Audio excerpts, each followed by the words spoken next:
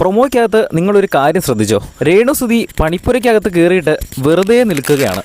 അതെന്തോ ഒരു ടാസ്കിൻ്റെ ഭാഗമാണോ എന്ന് എനിക്കറിയത്തില്ല. നമ്മൾ ശ്രദ്ധിച്ച് നോക്കിയാൽ മനസ്സിലാകും.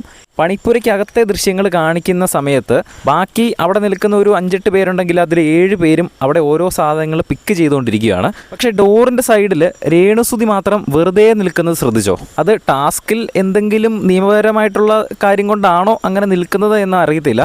എല്ലാ ദിവസവും പ്രൊമോ അപ്ഡേറ്റ് ലഭിക്കാൻ നമ്മുടെ ചാനൽ ഒന്ന് സബ്സ്ക്രൈബ് ചെയ്യുക. നടക്കുന്നത് പണിപ്പുര ടാസ്ക്കാണ്. പണിപ്പുരയിലേക്ക് 5 പേർക്ക് പ്രവേശിക്കാമെന്ന് ബിഗ് ബോസ് അനൗൺസ് ചെയ്യുന്നുണ്ട്. 5 പേർ ആരൊക്കെയെന്ന് മത്സരാർത്ഥികൾ തമ്മിൽ സംസാരിച്ച് വേണം തീരുമാനിക്കാൻ. ഷാനവാസ് അവിടെ നിന്ന് പറയുന്നുണ്ട് അതിൻ്റെ അകത്തേക്ക് എങ്ങനെ പോകണം എന്ന് നമ്മൾ പ്ലാൻ ചെയ്യുമെന്ന് ഷാനവാസ് അവിടെ എല്ലാവരുടെയും മുൻപിൽ വെച്ച് പറയുന്നുണ്ട്. അകത്ത് കയറി കഴിഞ്ഞാണ് ഈ ഒരു സംഭവങ്ങളൊക്കെ നടക്കുന്നത്. 5 പേരെ എന്ന് പറഞ്ഞിട്ട് പക്ഷേ പണിപ്പുരയിൽ 5-ൽ കൂടുതൽ ആൾക്കാർ നിൽക്കുന്നത് കാണാം.